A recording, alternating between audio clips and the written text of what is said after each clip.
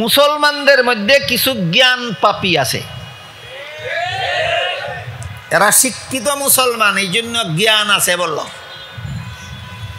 এদের জ্ঞানকে অপকৌশলে ব্যবহার করে, এই জন্য এদেরকে জ্ঞান পাপী বললাম।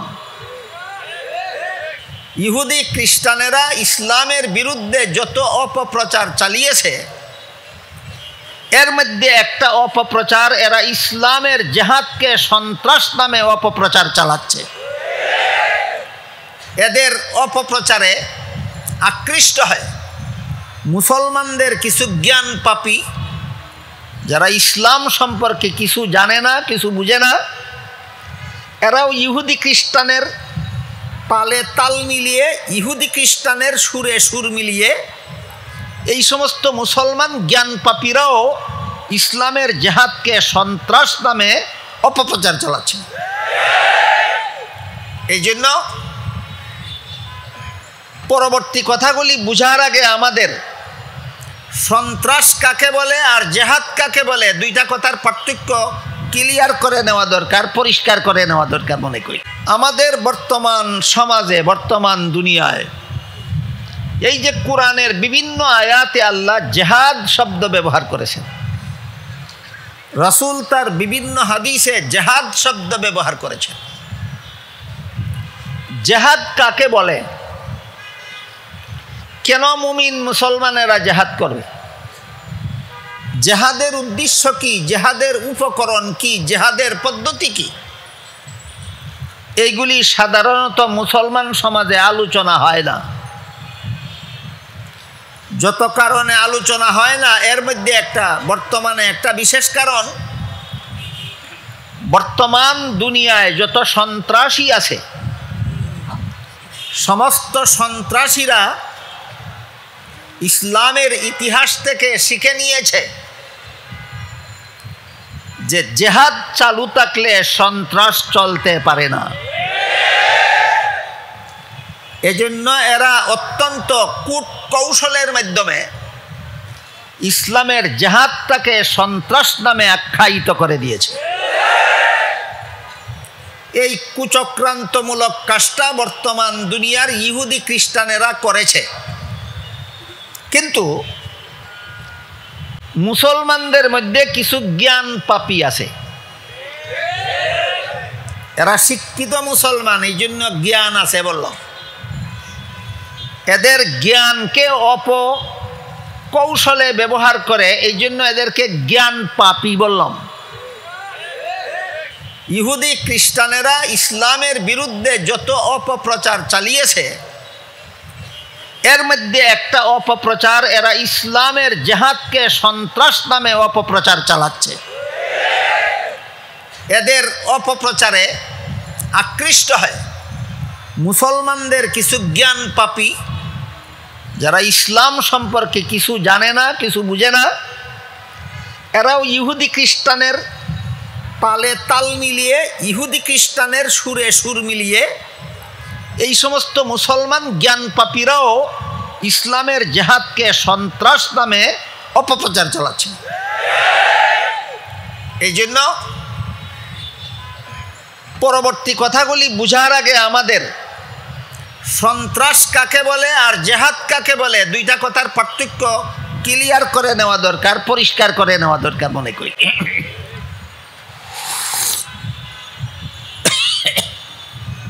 বর্তমান দুনিয়াতে আপনারা লক্ষ্য করলে দেখতে পাবেন,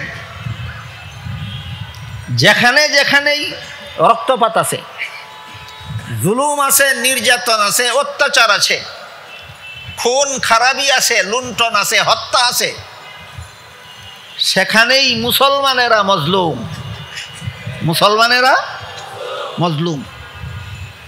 সকল প্রকার সন্ত্রাসী হামলার শিকার বর্তমান দুনিয়ার মুসলমান। বর্তমান বিশ্বের প্রায় সকল প্রকার সন্ত্রাসী হামলার শিকার বর্তমান দুনিয়ার মুসলমান। আর এই সন্ত্রাসী হামলার মূলে হামলাকারী হয়তো ইহুদি, আর না হয় খ্রিস্টান, আর না হয় ইহুদি খ্রিস্টানের দালাল।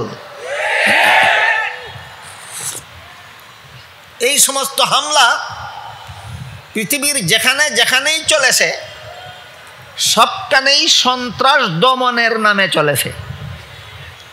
ইহুদি খ্রিস্টান এবং তাদের দালালরা সারা দুনিয়ার মুসলমানের রক্তে দুনিয়ার মাটি লাল করছে। কিসের নামে? সন্ত্রাস দমনের নামে। কিসের নামে? সন্ত্রাস দমনের নামে।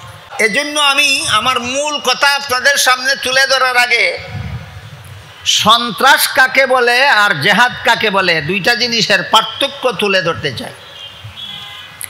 সন্ত্রাস দমনের নামে বিশ্বজুড়ে মুসলিম জাতির উপর যে অবর্ণনীয় হামলা চলছে, এই হামলাটা চলেছে সন্ত্রাস দমনের নামে। কিসের নামে? এতক্ষণের কথা বুঝে থাকে বলুন। আফগানিস্তানে আমেরিকান সন্ত্রাসীরা হামলা করেছিল কিসের নামে? ইরাকে আমেরিকান সন্ত্রাসীরা হামলা করেছিল কিসের নামে? সন্ত্রাস দমনের নামে। তাই সর্বস্তরের মুসলমানদের জানা থাকা দরকার সন্ত্রাস কাকে বলে আর ইসলামের জিহাদ বিধান কেন। এ মর্মে মুফাসসিরিনে কেরাম তাফসীরের কিতাবে সন্ত্রাসের যে ডেফিনেশন পেশ করেছেন তার সংক্ষিপ্ত সার হলো তিন জিনিসের সমষ্টির নাম সন্ত্রাস। তিনটা জিনিস একত্র হইলে এটাকে সন্ত্রাস বলে। বলুন, এক জিনিসে সন্ত্রাস হয় না তিন জিনিসে সন্ত্রাস হয়? তিনটার প্রথমটা হলো দলবদ্ধতা। সুতরাং একা একা কেউ সন্ত্রাসী হতে পারে না। সন্ত্রাসী একটা দলবদ্ধ একটা গোষ্ঠীর নাম। দুই নম্বর, অস্ত্রের ব্যবহার। খালি হাতে দল বেঁধেও সন্ত্রাসী হতে পারে না। আপনারা এখানে যারা বসেছেন একা একা বসেছেন না দলবদ্ধ হয়? আপনারাই কি সন্ত্রাসী? কেন? অস্ত্র নেই। দল বেঁধে অস্ত্র নিয়ে, অস্ত্রের ব্যবহার। তৃতীয় বিষয়টা হলো নির্দোষের উপর হামলা। দল বেঁধে অস্ত্র নিয়ে নির্দোষের উপর হামলা করার নাম সন্ত্রাস। আমার কথা বুঝে থাকে বলুন তো, বর্তমান দুনিয়ার কোন দেশের মুসলমান দল বেঁধে অস্ত্র নিয়ে ভিন্ন কোনো নির্দোষীদের উপর হামলা চালায়? কোনো মুসলমান নেই। কারণ তাই বর্তমান দুনিয়াতে মুসলমানরা সন্ত্রাসী নয়। দল বেঁধে অস্ত্র নিয়ে নির্দোষের উপর হামলা চালাবার মতো অপরাধ যদি কোনো জাতি, যদি কোনো গোষ্ঠীতে পাওয়া যায় তাহলে সেটা দুইটা জাতি, একটা ইহুদি আর একটা খ্রিস্টান। ফিলিস্তিনকে ইহুদিরা সন্ত্রাসী হামলার মাধ্যমেই জবরদখলে নিয়েছে, আর আমেরিকান সন্ত্রাসীদের উদাহরণ তো আগেই দিলাম। সুতরাং আমরা যারা ইসলামের জিহাদকে সন্ত্রাস বলে অপবাদ দেয়, এদের অপবাদ থেকে নিজের মন মানসিকতা, চিন্তা চেতনাকে পবিত্র রাখার স্বার্থে প্রথমেই আমাদের মনে রাখতে হবে তিন জিনিসের সমষ্টির নাম সন্ত্রাস। এই তিনটা একত্র না হলে সন্ত্রাস হয় না। দল বেঁধে অস্ত্র নিয়ে নির্দোষের উপর হামলা করার নাম সন্ত্রাস। ইসরায়েলের ইহুদিরা ফিলিস্তিনি মুসলমানদের উপর একা একাই হামলা চালিয়েছে না দল বেঁধে? খালি হাতে না অস্ত্র নিয়ে? ফিলিস্তিনি মুসলমানেরা অপরাধ করেছিল না নির্দোষ? তাহলে কারা সন্ত্রাসী? ইহুদি খ্রিস্টানেরাই সন্ত্রাসী, দুনিয়ার মুসলমানেরা সন্ত্রাসী নয়। মুসলমানেরা জাতিগতভাবে সন্ত্রাসী হয় না কেন? আর ইহুদি খ্রিস্টানেরা জাতিগতভাবে সন্ত্রাসী হয় কেন? এটারও কারণ আছে। সহিহ বুখারী শরীফের হাদিসে উল্লেখ আছে, রাসূল করিম সাল্লাল্লাহু আলাইহি ওয়াসাল্লাম নিজের মেয়ে ফাতেমাকে বলেছিলেন, ইয়া ফাতিমা আনকিজি নাফসাকে মিনান নার। নবীর ঘরে জন্ম হলেই জাহান্নাম থেকে বাঁচা যায় না। জাহান্নাম থেকে বাঁচতে হইলে বাঁচার কাজ নিজেকেই করতে হবে। ফাতেমা, তুমি যদি জাহান্নাম থেকে বাঁচতে চাও নবীর মেয়ে হওয়াটাই যথেষ্ট হবে না, বাঁচার কাজ তোমাকেই করতে হবে। সুতরাং আমাদের নবীর এই আদর্শ মুসলমানকে সন্ত্রাসী হতে দেয় না। বর্তমান দুনিয়ার খ্রিস্টানদের ধর্মীয় মতবাদ এদেরকে সন্ত্রাসী বানায়। বর্তমান দুনিয়ার খ্রিস্টানদের ধর্মীয় মতবাদ, এদের ধর্মের ভ্রান্ত মতবাদ। আপনারা কি মনে করেন খ্রিস্টানদের ধর্মীয় মতবাদ সঠিক মতবাদ না ভ্রান্ত মতবাদ? দুনিয়ার খ্রিস্টানদের ধর্মের যত যে মতবাদগুলি আছে এগুলি ভ্রান্ত মতবাদ। এদের ধর্মীয় ভ্রান্ত মতবাদই এদেরকে সন্ত্রাসী হতে বাধ্য করে। ইহুদি খ্রিস্টান এবং ইহুদি খ্রিস্টানের কিছু মুসলিম রূপী জ্ঞানপাপী দালাল যারা ইসলামের জেহাদকে সন্ত্রাস বলে, এদের ব্রেইন ওয়াশ হবে কিনা জানি না, কপাল খারাপ তাকে ব্রেইন ওয়াশ নাও হতে পারে। কিন্তু আমাদের সাধারণ সমাজের মুসলমান যারা এই তিন দলের খপ্পরে পড়েছেন, যারা ইহুদিদের কথায় ইসলামের জেহাদকে সন্ত্রাস মনে করেন, যারা খ্রিস্টানদের কথায় ইসলামের জেহাদকে সন্ত্রাস মনে করেন, যারা ইহুদি খ্রিস্টানের দালালদের কথায় ইসলামের জেহাদকে সন্ত্রাস মনে করেন, আপনাদের ব্রেন ওয়াশ হওয়া দরকার, আপনাদের ক্লিয়ার হওয়া দরকার সন্ত্রাস কাকে বলে আর জেহাদ কাকে বলে। এজন্য আগে সন্ত্রাসের ডেফিনেশনটা আপনাদের সামনে তুলে ধরেছি। তিন জিনিসের সমষ্টির নাম সন্ত্রাস। দল বেঁধে অস্ত্র নিয়ে নির্দোষের উপর হামলা করার নাম সন্ত্রাস। এবার আসুন জেহাদ কাকে বলে। মুফাসসিরিনে কেরাম লিখেছেন, মানুষের শরীরে একটা দুরারোগ্য রোগ হয়, কঠিন রোগ। রোগটা পুরাতন হয়ে গেলে আর কোনো চিকিৎসায় সারে না, সব চিকিৎসা তার বিফল হয়ে যায়। রোগটার নাম ক্যান্সার। বলুন কি নাম? ক্যান্সার। ক্যান্সার রোগ যদি প্রাথমিক পর্যায়ে ধরা পড়ে, তাহলে যেই অঙ্গটা ক্যান্সারে আক্রান্ত, অপারেশনের মাধ্যমে সেই অঙ্গটা কেটে ফেলে দিলে শরীরের বাকি অঙ্গগুলি রক্ষা করা যায়।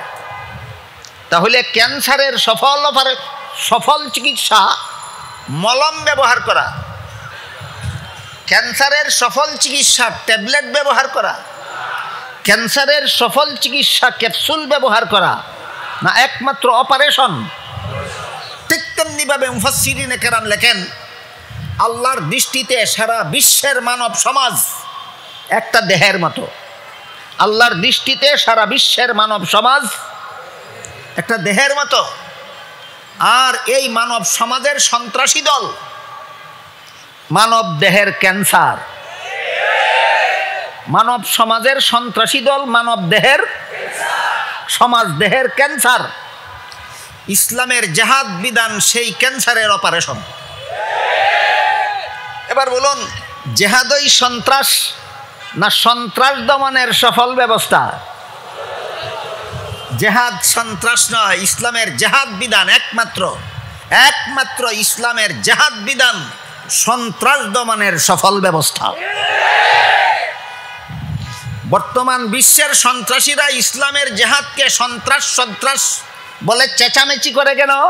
এরা ভালোভাবে জানে জেহাদ চালু থাকলে সন্ত্রাস চলবে না। সুতরাং সন্ত্রাস চালাতে হলে সন্ত্রাসের অপবাদ দিয়েই সমাজ থেকে জেহাদকে বন্ধ করতে হবে। দুইটা জিনিসের ব্যাপারে আপনাদের ধারণা ক্লিয়ার হইল কিনা, পরিষ্কার হইল কিনা? বুঝে থাকলে এবার বলুন, জেহাদই সন্ত্রাস না সন্ত্রাস দমনের সফল ব্যবস্থা? জেহাদ সন্ত্রাস নয়, সন্ত্রাস দমনের সফল ব্যবস্থা।